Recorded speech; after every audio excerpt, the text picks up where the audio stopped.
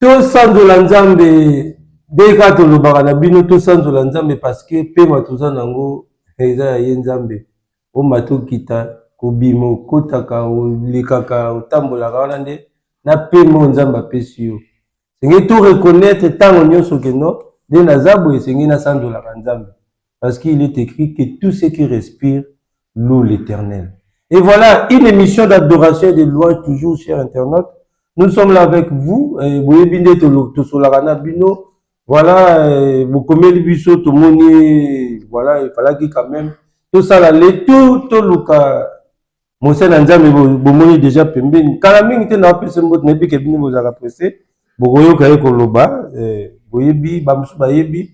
Ndeti bande kona biso ya Paris, États-Unis, au bazolanda biso, Angola, Gabon, Nzamba Pambola Bino, Cameroun, Côte d'Ivoire, vraiment Nzamba Pambola Bino. Boutaki kolanda to d'Araba, bozolanda biso penan de Gosami. Voilà, parmi les organisateurs, et c'est bien bon. Tous on a toujours pour Bino. Vitrine à la scène Nzambe Yango. Voilà pas tout que Luka. Monsieur Nzambe, tu en as ma solo. Mbote. Mbote Ndekonanga Willy. Shalom. Amen. Et voilà, tout le monde tout se peli. Je crois que vous êtes en bonne santé. Tout le monde déjà Nzamba Azali. Mais pour la résoudre, pas cher, pasteur. Tout Luki, Ndengeni, Yakozoe. Heureusement, de connaître Samy a aidé Biso. Vraiment, ils ont pas si Moussa, ils ont ma casse, ils ont Zamba Zoloku. Voilà. Premièrement, Batoizo Landabiso. Et là, le bosso Tomito et Banane. Qui est le pasteur Loïc Moya? Merci pour la question. Je remercie d'abord le Seigneur, oui, lui qui nous a accordé le souffle de vie et la santé. Voilà. Et a permis que nous puissions être ici pour faire cette émission, tout sans Nzambe. Voilà. Le frère Loïc Moya que je suis, Nazali Ndeko, Ndeko le frère en Christ. J'ai cru le message en 90 à Ouandou.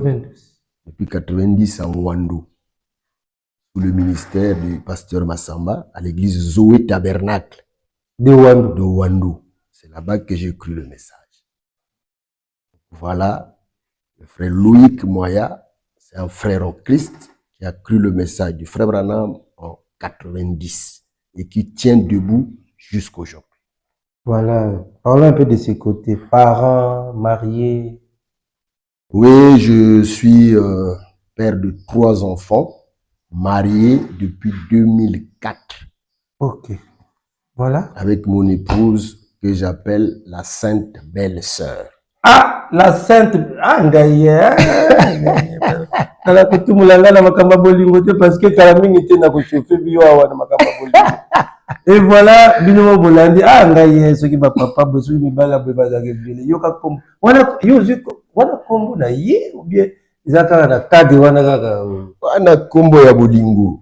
Ça c'est mon appellation par rapport à notre amour. La Sainte. Ngala ka na message ezalaka te. Oh, il message ezalaka. Mais toujours pas là-bas. Est-ce qu'il est écrit? Ça, c'est les gens qui ont une vision erronée du message. Oh. Qui pensent que le fait qu'on a cru le message, on devient des personnes à Ndenge Mosusu. Ok, merci, pasteur, pour la brève présentation. Salut. Ma émission, peut-être que la pinda biographie, et tu recoutes en détail. Mais faute de temps, tu reçois, pasteur, moi, ma question.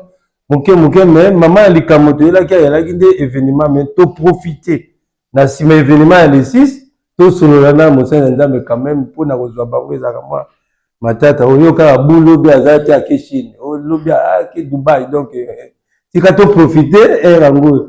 OK pasteur Loïc Moya lobi bisa biso nanu bande ko Hollanda foi na yo na Christ ezaki ndenge nini komaki on dit Nzambe. Moi, mon cœur, quand même, parce que tu es bio, nous avons des témoignages, tu yoka,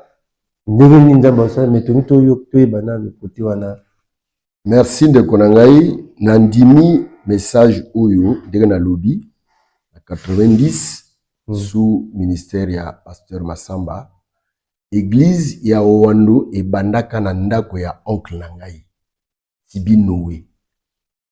Bandaka église et bandaka na ndako na ngai.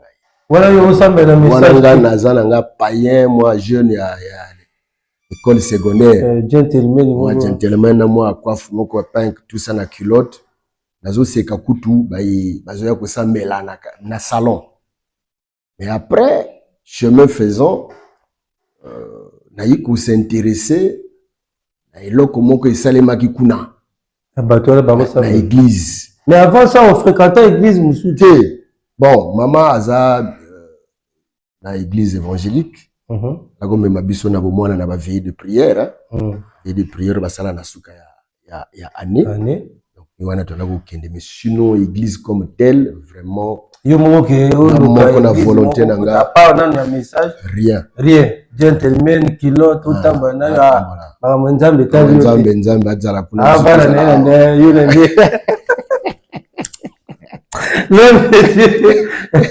Ok, voilà, tout ça la boye, tout ça voilà, tout ça dans nzambe na biso mais tout solo là ya malamu ndeka bozolanda.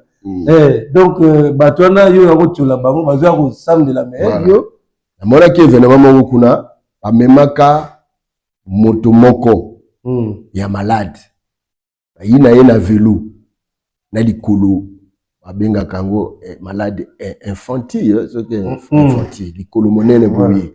Donc moye moto wana anyata mabele. Oui, commune ma babenga njoku. Voilà. Maintenant ayina ye na église somoko to moni biso bana na lopango to moni nde bayina motango. Maintenant na suka pasteur asambeli moto wana atelemi azungi ndako na makolo na ye. Oh, moto ayaki bazomi. Moto ayaki pasteur na vélo. Pasteur basamba abondeli. Ye boko nde masamba. Alaki wana. Alaki wana. Abondeli moto atelemi akomi tambola. Wana no wando. Wana no wando. Alo eloko wana na mona ki yango esimbinga motema. Ebi ya vrai, faut nzamba azala. Alonga pe na komi batami na komi koyoka. Après enlèvement banga enlèvement mais wana eloka bien donc ngana kokufa te ngani kokufa te mais soki ana koto balobi na bato kokufa te mais yango sikoyo na koti mutu sikoyo mpona kokende enlèvement ngo basalaka dingeni ono il faut doit baptême au nom de Jésus, il faut tika masumu, il faut ngape sikoyo. Bona obanga liwa. Bona obanga na kufa te nga na ngana kufa. Ila ki na vivant. Donc mona nga vraiment na o ya tirer na miracle wana. Mais non que convaincre ngai na vanda enlèvement. O kufa suti. Na kufa suti. Donc ndonga na za boye, za immortel. Voilà. On a ça ndimi eloko yo ba présenter kenga ke soko ndimi eloko yo okufa te. Ndebo yo ya na Christ. Ndebo na ya na Christ. Et c'est fini, c'est parti. Banda wana ti lelo compter bamvula. Ah bon. 35. Voilà. Et ça lui fait plaisir. Nous Kango vraiment na ebi que ça lui fait plaisir. Est-ce que Zolanda biso merci beaucoup. Merci la confiance beaucoup ça la biso tout ça de l'Anzambe. Voilà pasteur toujours kende progressivement tout kende malgré ton mais moi ba question ezo ilanga fona pompa ngaka. Bon, on dit mi c'est beau après nandingo koma kote. Est-ce que moi moke okolo bela biso comment est-ce que nzamba kutana ndenge nini ibanda ki okoma mote? Bon, question malamu aussi une très belle question. Tu vois être ondimi la chaleur ya jeunesse wana va to quoi valer Bible.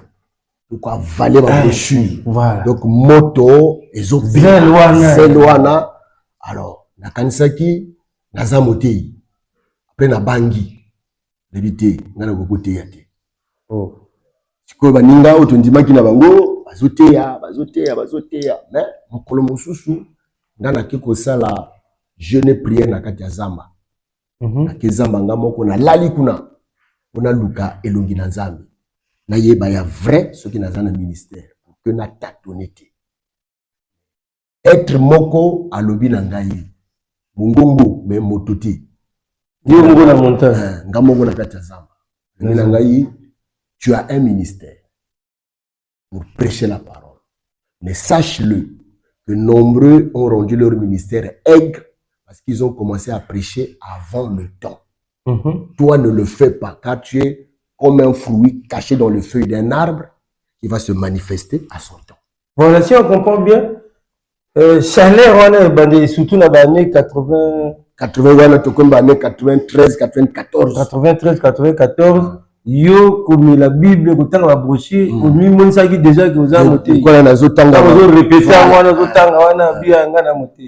après, tu t'es dit, il faut que j'aille chercher la face. Il faut que le face à Seigneur.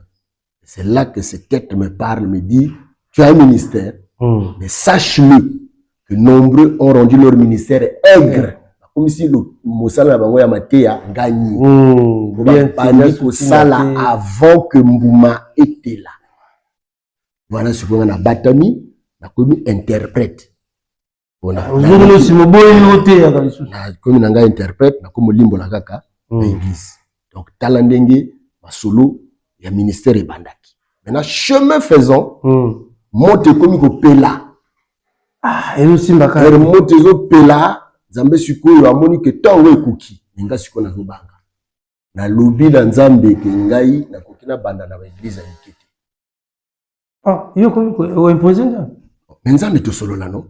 Ya za papati. Le Nzambe ngana lingina banda na église ya monene. On a yeba ke ya vrai ezayo. Ina banda na ya Mikete. Voilà no te officiellement na la ozo lo banende ngwa. Kaka na ba veille de prière ba nini wana bon, ozo sala mwa makelele mais na chair comme tel na matiti. Iko na sengi signe wana. Kuni mwe ba soki signe ngwe s'accomplir. Je crois que KDP va ressources bazolanda biso baba prédicateur to yo mutozo la côté inza ba bengi yo no a bengi no kana cher pasteur na yo non yo mutozo la kawana yo ka batimo pasteur moto wana olobi tango chalet wana ba ya kandenge nini oyoka kandenge nini est-ce que ko expliquer moi moketo bon omoni ero zalaka na posa mai faut me la mai il faut quand même mai il faut luka mai soko komi na shengai soki nzale komi epesa nga vertige donc eloko wana ere mati pona teya ngamo même so na koti na douche ou bien na zanga moko boy na komi ko teya zolo balobaka na komi ko lobaka ngamo soko ke mosala na laki na ba période oyo kangi mosala tout mokonzi azwa kokuta ye pa koti na rythme teya bango yesu donc eloko komo pela alors nga siko na senga ki signe na nga il faut na banda na église o eza monene on a yeba que eza Nzambe. Nzambe aza ya masekiti. Wana tu ezo le gloka no wana. Je wana na komi siko na Braza. Na komi na Braza na yaki Braza depuis 94 na longolo wando depuis 94. Komaki na Braza. Sikoyo na ba année 90 91 wana siko to luba sikoyo solo siko ya ministère puna ezalaka ka mote kopela. Na skive. Monique te oyo boyete. Na etwana yiko lobela ngai sikoyo apemi nanga akomika ko interpréter donc comme so zo aki na confirmation er moto ne komi ko pela le bibo signe nanga na senga ki soke ko kisamite na pela kote ya sikoyo likambi ko salema pasteur Masamba abenginga onaza la chef de chantier ya construction ndako na ye il fallait na banda ko matana cher on a ko exhorter église on a offrande ya construction. Ah bon. Et bandi wana. Wana pierre de fête. Wana pierre de fête. Kaka isike zala na plus grande église oyo yebia wana. Kaka na place nango wana isike zala na mazala kuna Martina Cher nga nalaki reconnu comme prédicateur te. Naza diacre te, naza administrateur te, naza simple brebis interprète et ba pesinga mukumba wana. Nga moko na yebaki que ezali babongisi ya Nzambe pona senga kasini ya église à monene abandi chemin faisant chantier esili nango na pemi na lobe na Nzambe te ekokite il faut moins de si mais comment administrateur azali bien que vous avez chef de chantier pona makambo mais administrateur azali ndenge ni pasteur akoko osala makambo ndenge na matala omoni ba formule na wana couple na bien mi balé la église basala ka copte église ezali Nzambe amoni moto aza capable na kosala mosala a inspiré pasteur atie na mosala ki banda kosala rapport luka mbongo rapport nazo pesa rapport que kuna tosali mosala boye zangi boye tikali biso parti boy pona ko sala wana esengi boy nga moto naza sur le terrain moto na iba réalité de moto na maloba o esengeli pona ko présenter yango. Voilà, c'était ça le problème. Et wana esili comme on a chantier à construction église wana pierre de fête ya moneno bazo tonga wana. Voilà, esengelaki 4 milliards ndenge devi basalaki. Kati ya masolo passer na moni non yé déjà mosala asali na eloyo et monani allez yo les cas encore on a offrande de construction à temple. Ah bon, on a deuxième signe. Donc moi j'avais 25 à 30 minutes chaque dimanche ou de 3 fois le mois. Ça dépend des périodes, sinon j'avais un bon timing où nazo présenter exhortation et offrande et construction. Ah bon. Et la série sur l'anzama le bon. La signe au sengaki ekoki sami. Il faut maintenant prêcher. Parce qu'on a mati première fois cher. Parce que relié au chololo azola nangai. Voilà, Aza. Salut à toi, pasteur Chololo. Azola nangai soga la nyangwa koyeba. Oui. Ngana zana musala. On a tokomi 2019. Ordinateur nangai na fongo nazo préparer prédication. Na yebi côté na konoté yate. Nazo loba wanza bazo kanga soki bi. Yo yebi côté yate mo. Yebi côté yate. Bengi ngate. Nazo préparer prédication na sentir que les recoki. Na préparer prédication sur le mystère du fils. Na préparer papa ermoko pa fia benginga. Parce que relié au chololo. Alobi na lingina pema na la posa ya monta ya côté ya au moins 1 semaine ou 2 semaines. Voilà l'église na ye. L'église na ye. Ils en ont combo. Ah bon. Après alobi na ngai mais na la ko luka moto o ya ko ya côté ya. Mais na sali le kola moi pongi na du vision na moni batomi sato ba mi pierre de fête. Yo na katikati. Yo Loïc Moya na katikati. Après à s'exclamer oh il est pas à la prédicateur. Yes. Paf à la mouki. Rebi angwana na bengi yo pour semaine yo mercredi wala lundi mercredi yo ya côté. Wala ya zo déplacer. Yé alinga pema. Ngana na lobi na kaka mon frère si voilà qui a occasionné déjà prédication qu'on a zo préparé à sur place. J'étais même accompagné d'un frère, c'était le frère Francis Badila. Il était avec moi pour y que ça la mise à jour dans l'ordinateur. La PC témoignage, il est là. Donc Talandengue, première fois on a mata officiellement cher en tant que ministre de l'évangile dans l'église à pasteur Eli Ocholo. En 2019 dans Kombo. C'est en 2019 que au bandit officiellement pour prêcher. Et voilà. Chers internautes, tous on a pasteur Loïc Moya, l'église des Rochers Parler Tabernacle, toujours solo là. Et qui ti nandenge lelo. Wana ebila ba témoin toujours quand on a ba confirmation ezande boye. Moi donc ne moulaye ezate parce que tu dis que makambo ezali. Bon, parle-nous un peu tout na sauté moment moké parce que na mona on a passé Barout. Parle-nous un peu de la relation avec le pasteur Barout. Bon, papa Barouti, na benga ye na pasteur te, na benga ye papa. Mpaka. Mpaka Barouti, na sepela ka mingi na ye, et talako ke no yamba ye, era ko yaka na pierre de fête. Asalaka campagne moko na machua. Tu na kala, wana ba ne vrai kala wana biso moi baba na l'école secondaire. Ba miracle moko esalamaka kuna. En tout cas, au moni biso tondimi balaxi biso que Dieu fait. Zamba salaka. Zamba azali nzambe ya vidéo mati. Azali nzambe ya parole. Non, mais Dieu accomplit sa parole. Et il accomplit sa parole, il faut battre mona ou yazo sala. Le mokolo wana parce Barouti ayaga ki asali campagne na machwa ba miracle salema na miso na miso boinga moko na zoma. Iloko ne kota kanga. Na bana kolinga na kutana na ye. Mais mona bango ba grand ba papa. Biso boyo na sekuna. Mais comme nazalaki na sima ya pasteur Masamba Bango balaki ensemble, de temps en temps, parfois, ba yi na voiture, nga na zo kumba, kotika bango boye na hôtel, donc na linga kaye makasi. Linga ki vraiment ye. Bon, sikoyo, todu occasion. Tokoli, tokomi sikoyo ba mikolo, tokoyi kosenga, que le monde a papa.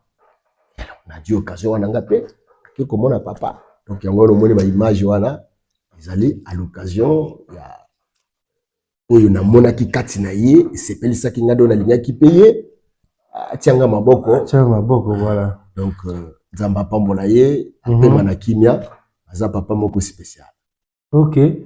Na ministère na yo, bon, tu as déjà commis côté ya bandi église, surtout lobi to kende kuna te kozala mwa molai mais tu mito ba vraiment moto voix et lobi la ka wana kozana ministère. Est-ce que et lobi la yo nini pende tinda na yo? Moi si j'ai moko fa que atindi yo pona boy. Yo eloko nini pende nzambe. Bon, merci pour la question Anna. Question Anna ni mama ya likambo pour na ministère na ngai.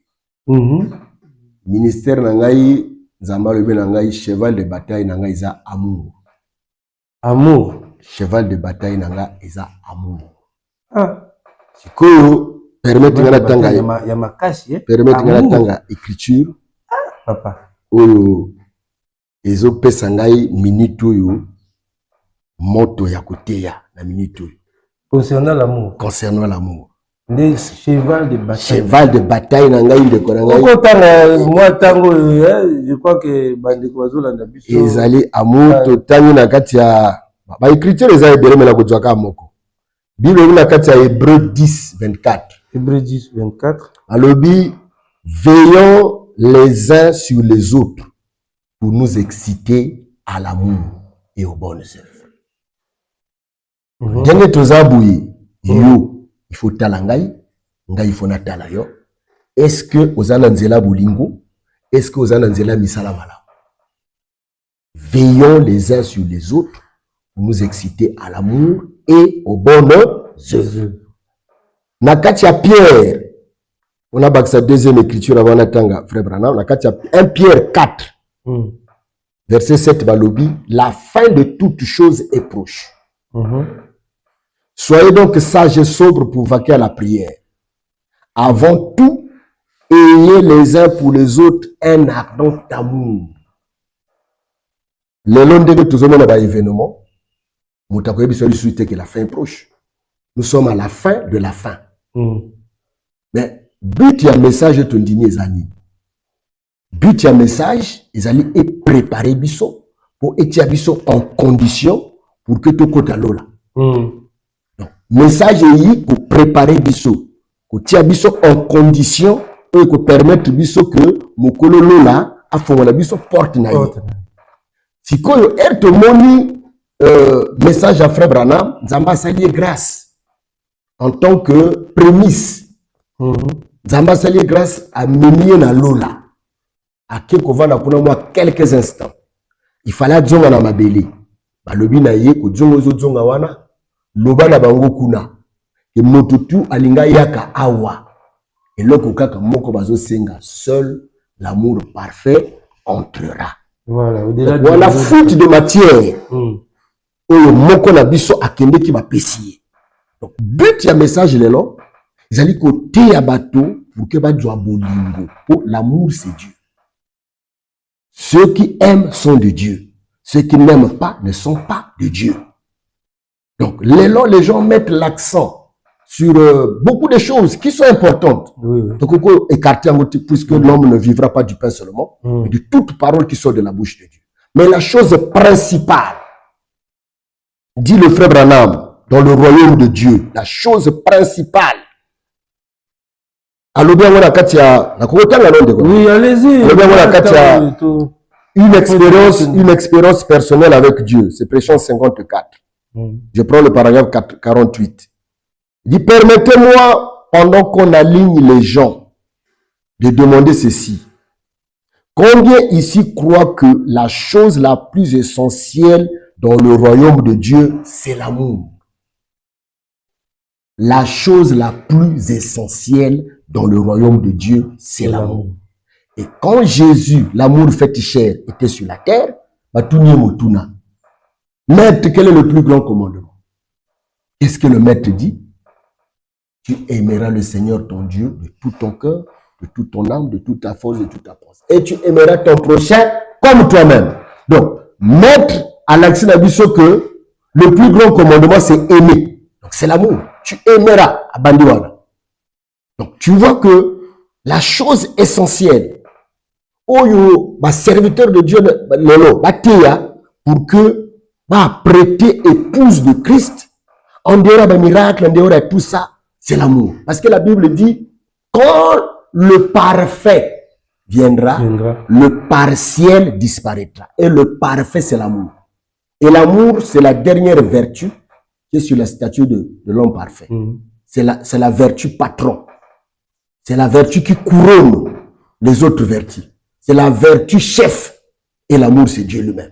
Donc moi, tu sais, les prédicateurs sont comme des médecins spécialisés. Chaque prédicateur a une spécialité. Et chaque médecin doit reconnaître sa spécialité. Nga spécialité, on zambati na motema nanga, nati yande l'amour. Ah, mais wana nde okutana makambo parce que biso c'est pas ça ce que nous voyons, pasteur. Excusez-moi, ngai batute mais batémoin bazali makambo ezo monana, makambo ezo lekana na ba église, bino ba pasteur. Kamba l'amour yozo loba wana. Vraiment ngai pas qu'on douter mais on dirait que le baroque a monoko mais pour pratiquer un problème. Si na niveau la chair, ba poison est commis, la haine, surtout beaucoup de ça là internet est commis et si quand bino ya okende ko bamala ka makambo kuna eleka tout ça tout le monde en a mais yozo parler biso dans l'amour. Bon, en fait présence il y a faux billet et annuler vrai billet. Présence il y a faux pasteur et annuler ba vrai pasteur. Présence il y a bateau bazana haine et annuler bateau bazana l'amour. Donc le fait qu'il y a des gens qui ne manifestent pas l'amour ne veut pas dire qu'on ne va plus parler de l'amour. Au contraire, il faut qu'on en parle pour que les gens se ressaisissent. C'est déplorable et le coup de douana et ça la passe. Comment on a un comportement il y a bazan, il y a bazautres. Ceux qui montent à la chair, qui devaient être un modèle, qui devaient être un exemple, mais aujourd'hui, nous sommes écœurés de voir que c'est les mêmes qui sèment la haine, qui pratiquent la haine, qui diffusent la haine. Et ça nous fait mal. D'où il faut que les vrais se lèvent avec les prédications, les enseignements, les chansons, les exhortations sur l'amour pour que ça puisse atteindre un grand nombre de gens. Puisque sans l'amour, c'est pas le pastorat qu'on va présenter au ciel. C'est pas les enseignements, mais c'est l'amour. Car tout passera.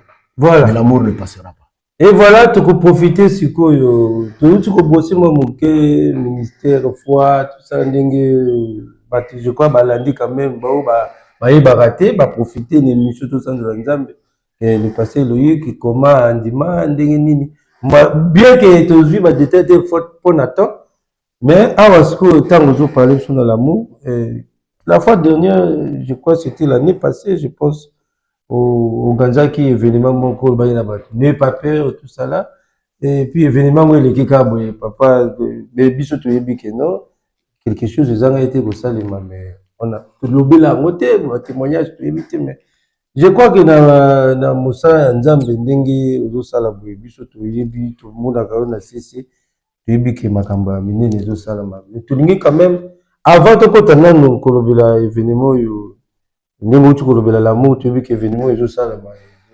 ensemble toujours pour l'amour comme ils ont mission na yo Nzambe atindio et tout le bien moi qui na témoignage quelques témoignages où ils ont vraiment ya makasi oyo ke olobiango parcours na yo tu sali zana ba miracle te oyo ke tango toujours pe ya témoignage ni benda pe moto ayeba te Nzambe ça ndenge yo moko zaki attirer na miracle et ça makana pasteur Masamba no wando na ni 2090. Merci de Willy. Moni mutu uyu asali la kanzambe na bosolo. Les miracles l'accompagnent simplement. Sans tapage, sans bruit. Parce que c'est la parole qui dit, voici le miracle qui accompagne. Le miracle accompagne. C'est un caractère obligatoire, en fait. Les allez locaux, il y a que ça la tapage, ma querelle était, ou ça la publicité était. Moto tout, en dimin zambe na solo, les miracles l'accompagnent, puisque c'est la parole. Maintenant, je vais prendre quelques témoignages. Mais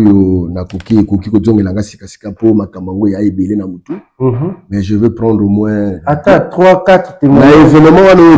L'événement tout ça l'année passée, c'était le 7 juillet. Le 7 juillet, 7 juillet, c'est ce que je t'ai dit. Je dis, n'ayez pas peur. Voilà. Hein. C'est Jésus-Christ qui a la solution. L'événement, on a déjà, je peux prendre d'abord mon propre témoignage. Oui, nous avons besoin. J'avais des difficultés financières. Jusqu'à à la veille, il y a événement. Le montant, il y a ma dépense, plus d'1 million. Voilà. J'ai demandé l'aide à gauche, à droite, au sud, au nord. Mais les gens ont joué à l'insensibilité, à tel point que j'étais asphyxié. Jusqu'à la veille, je n'avais que 30 000. Mais pourquoi vous courez le risque?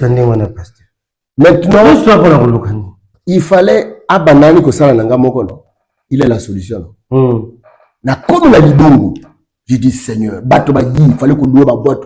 Déjà qu'on doit 2 boîtes de 30 000 ici. Il faut que ce soit ma gasoil de tout. J'ai dit Seigneur, aide-moi. C'est un frère qui m'appelle. Il dit, bon, mais ça l'événement, comment ça se passe? Il dit, mon ami, mon frère, c'est un cadet. Bon, je te fais un dépôt. Allez, petit, il y a un dépôt pour la première fois. Il y a un dépôt, il y a 350 000 francs CFA. Le téléphone. Na moni boui 350 000. Alobi côté toujours ça le dépôt bazana virtualité. Donc on a complété. Mais yamba na nuala. Voilà 350 000 ici. Et comme déjà naturellement jamais nuala tozo sala to tina mosusu. Mais to ko benir yena to ça de ndambe te bande kwande ngona vraiment événement ndamba utiliser 350 000 commis. Na ba euro landa il faut la pesa comme nani to benir yena to benir yena comme on a William Massamba. Ndeko William Massamba, salut à toi. Voilà, salut de la biso to pesaka. Mais que le Seigneur vous bénisse vraiment na vraiment. Oyo sala et ya ira nzambe ndongo lobi foi na yo. Oh, et que ko toucher ce ko ko toucher ye. C'est-à-dire le monde nzamba salaka. Koto yo zala idete. Koto zo kanisa. Ni kuna koto nzamba ko bimela. Après bakisa qu'il sous 150 000. Yesu. Donc il sali 500 000 francs CFA à la veille. La minute où elle a déjà dans les bango. Il faut y la samedi. Événement Izalaka, donc, on a mis 500 000. Il y a que la seule événement de Momoni. Maintenant, nous déplorons que nous faisons des émissions. Avant les émissions, tout ça, la publicité. Mais après, on ne témoigne pas ce que Dieu fait. Voilà le mal. Ça, c'est pas bon vraiment. Et ça, l'inga passi. On sait publicité, événement, batubaye, babilate, ça, mi peut bien gouvernement. Bila voilà témoignage, n'anda ko lukanga l'air angoy. Ozana ba témoignage nzamba zo sala makamba minene mi obombi. L'air angoy, il faut que témoigne. Là événement wana nzambe parce qu'il y avait des lignes de témoignage. Les gens ont témoigné après. Mais je me souviens dans Moutou na témoignage ezalaki, les gens ont témoigné. Et je me rappelle, il y a une sœur à Landanga na ville à Bengangaï. Nous avons pu la ville. Aïe ko témoigner que mon koloana yé akende kikuna po ayokaka sango kenzamba ko sala. Ça kana liboma. Ah, liboma ba mema même na ba hôpital ba kanga bato wana soki nini wana. Non, na kabano. Je sais pas ce qu'est l'hôpital ya ba fou wana. Ya kabano. Ayaka kuna tobondelaka pona ye, babondela pona ye parmi ba prédicateur bazalaki wana, yalaki te ko ngai non, na benda kembo na ngai te. Mais basala nzambe bazalaki wana ebele. Donc babondeli pona ye, abima wana, abika. Maintenant, wana kaka moko, goutte ya témoignage na kati ya bati. Sinon ba témoignage ezalaka vrai belé. Maintenant, na ngai moko, na koko pesa au moins 2 ou 3 témoignages. On a moni na miso boye. Seri moko, mama moko ya ko mona ngai, azalaka na malade mwanza. Donc mwanza c'est lié nzoto tout. Abi papa na keba l'hôpital oyo na kebwe esimbité. Na yoki nzamba zo sala. Donc nzamba ngo sala ka pona baninga, shinga sala te. Salinga souci. Moni lokola mama na ngai. Parce que na aja mama na nga. Na mimi pembeni. Exhorter, na prier. Pour prier kakawana. Ok. Une semaine plus tard. Une semaine. Comptez bien. C'était dimanche. Le dimanche qui a suivi, maman linga longonanga bilamba na misaba. Elle était complètement guérie. Totalement guérie. Na filmé quand on a téléphone nanga il faisait la soit na ordinateur, soit na carte mémoire nanga na bomba kabiloko. Voilà. Guérie. Église mo bezalaki na lopango awo yo yiko surprendre ngana ndako ngana toko bileli na kuti na wuti toza na mayanga s'il vous plaît na mayanga sangolo et pas ya pasteur donc bimeli nga yiki moya omoni voisin na biso ya lopango na zo mona salaka bangunza balaka wala ko sambela ba kepo motasomi lopango pasteur na bango ya bangunza yaka ko mona ngawa alobi fola que notia chez bango ngalebi ngala za mota message alebi bongo yango na ngina kamwa ndenge nini pasteur na bata message bokenda pe côté ya kana ba un serviteur de Dieu n'a pas de frontières. Un serviteur de Dieu n'a pas de barrières parce que la Bible dit allez par tout le monde prêcher la bonne nouvelle. On n'a pas de sauf. Tanga yi réaction de ngini. Tanga yi e kamusinga. C'est-à-dire le kala kinga que l'unité ya kuna l'église ba ngunza. Bale ngana mwasi nga ba yebi. Oki ndo tia na église ba ngunza. Ndeko nanga ayawa 2 fois.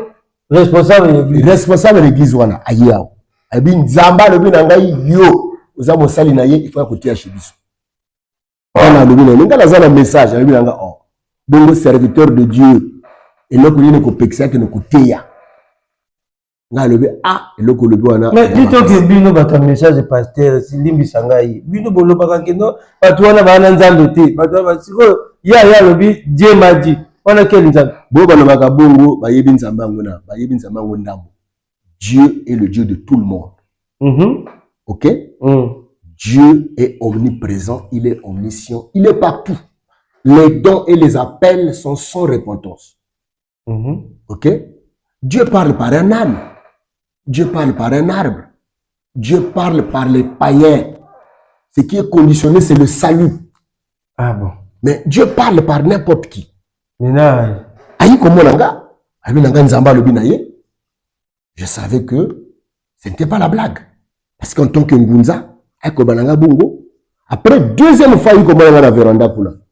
Je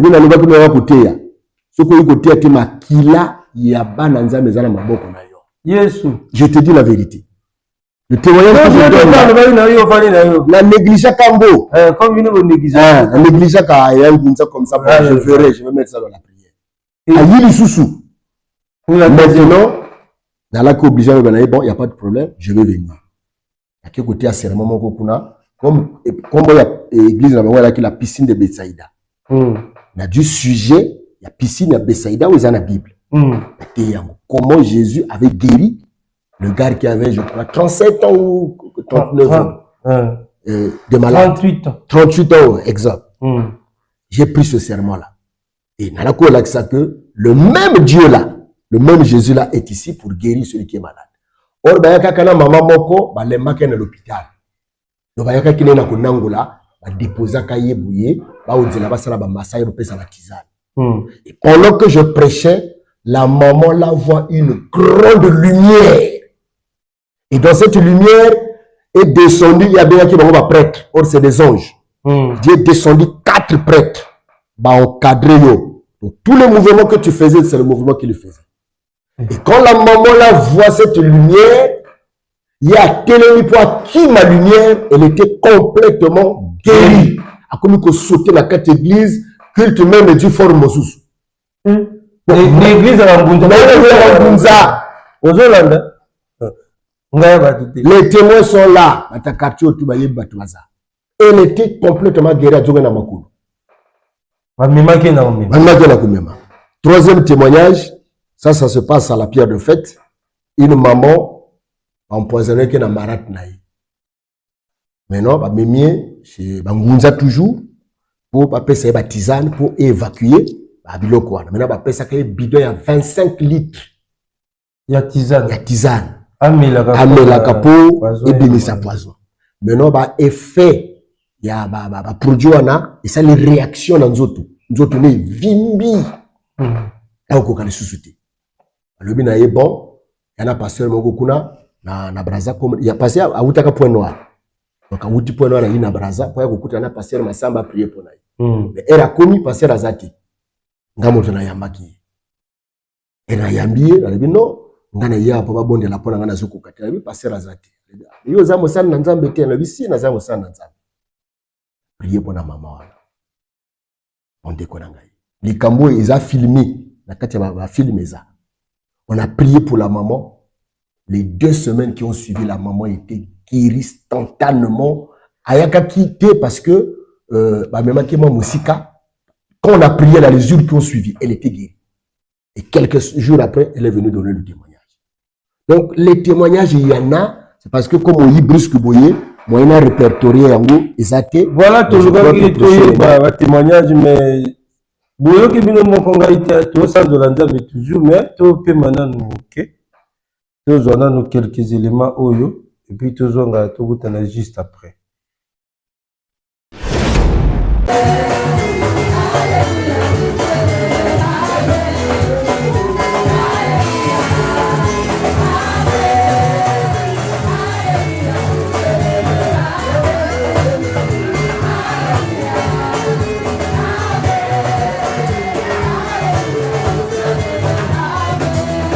Congo Gospel, votre talent au service de Dieu.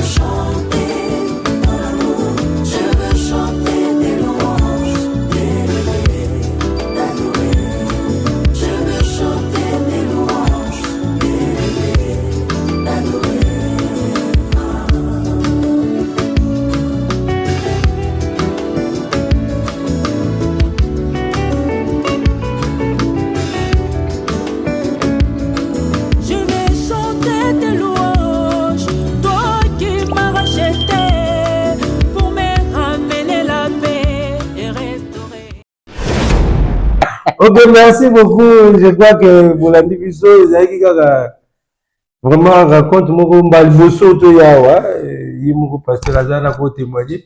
Ngapi mbana liboso. Tout le monde a mis tout le monde a gagné na ba image.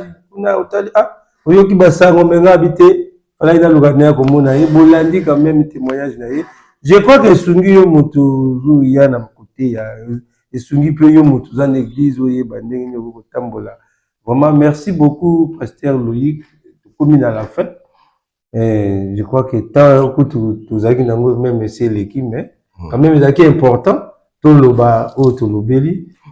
Voilà, prochainement, je crois que tout ça, la source des émissions. Et puis, l'événement, si tu as un événement, je crois que Nzambe Azali, Ndenge a souvent qu'il y a un William. À Rosa, la gare, un événement. Tout ça, on a besoin de venir, non, Nzambe va voyager toujours. Pour la ressource de l'Anzambe, pour la Okabana, Nini Yoko, la bana Nzambe, merci Ndeko Willy. Biloba suka, on a voulu la bana Nzambe nyoso. C'est que tu commis na suka. La fin de toute chose est proche. Tout tiki masumu, ton dîner message, et ça pour te kota lola. Amen. Et mokolo lola, a pessibiso fruit de matière. Alors, que Shengai awa. Motonyo salinga kota Shengai. Peu importe yazanango, il faut azalana bolingo. Donc, je dis ça en français, nous sommes à la fin de toute chose. Voilà. Les événements nous montrent que nous sommes à la fin de la fin. Et nous nous battons pour aller au ciel. Et le propriétaire du ciel nous a donné le code que ici chez moi, pour avoir l'accès, il faut l'amour. Et la Bible nous dit, ajoute à ce que tu as. Donc, à ce que les gens ont déjà là. Ils ont des églises, ils ont des ministères, ils ont des miracles, ils ont tout, c'est bien. Mais il faut ajouter à cela l'amour. Parce que seul l'amour parfait entrera. Et voilà le message que je vais envoyer à mes bien-aimés frères et sœurs du monde entier. Oublions nos divergences. Oublions tout ce qui tente à nous diviser. Soyons plus unis. Unis, nous allons loin et nous allons faire de grandes choses. Voilà le message que je passe. Et voilà, soyons unis. Que le Seigneur le bénisse tous. Ok, soyons unis, nous irons loin. Merci beaucoup. Warandelaki mo na biso ya sukana elongo na musana nzambe Loïc Moya, église Rocher par les tabernacles ya Ilimbamu. Pasteur Tobosa eloko mona Ilimbamu ezana ba quartier, ezana ba zone. Bon, zone église eza Ilimbamu eza district. Maintenant église ezali na village Kitenge ou bien quartier Kitenge. Pour les districts, ils ont un campement, mais église Rocher par les tabernacles, ils allaient na Kitenge. Na Kitenge. C'est mon takati kaka tuni. Ce qu'on a communiqué na libongo tuni, nazo kena Kitenge, okomi direct. Baola kisayo, et bakuna ba église ya Batabranam. Ah, église ya Batabranam. Ok, voilà, merci pasteur, vraiment ezaki vraiment un grand plaisir pour Nabiso kosola masolo de Boeto Lukaka. Je crois que l'archive est boutique là, et vous savez ce plaisir. Plus tard, tout le monde, merci Nabino, vous pouvez savoir confiance. Tout sans Zolanzambe, une émission socio-culturelle consacrée à la culture chrétienne. Yom, tu as un témoignage au Bumba en tout cas. Et début, il y a combien de numéros ils en ont pour singeli, tout sans Zolanzambe, tout comme Isakaye, tout témoigner na pas bien fait oyo. Merci beaucoup na ndeko na biso azaki na sima caméra. Paul Bonheur. Paul Bonheur, vraiment que le Seigneur te bénisse. Shalom ndeko na biso et puis na ndeko na biso David Moya. David Moya nzamba pambola bino. Bandeko nyonso ya les rochers parler tabernacle. Vraiment shalom na bino nzamba pambola bino. Vraiment, Nzamba Pambola de Sami. Il y a AMP Production, agence de management de production. Agent de management de production. Voilà. On a les canisi qui toquent au na encourager Nango. C'est un signe d'amour. Voilà. Et ça unit, la musique unit. Il y a Théono, église Botolini Angote, en tout cas, au Kenali Bosso, Nzamba Pesoma Koki, Shalom. Voilà, tout ça disponible sur Bobenguso partout. Dernièrement, tu as une pointe noire. Donc, nous avons partout aux événements. Benga biso toro yaga. Nzambe ya pasteur Loïc a touché William Mogo, billet rumuna na toro yaga. Vraiment nzamba pambola bino tokutani. Ciao.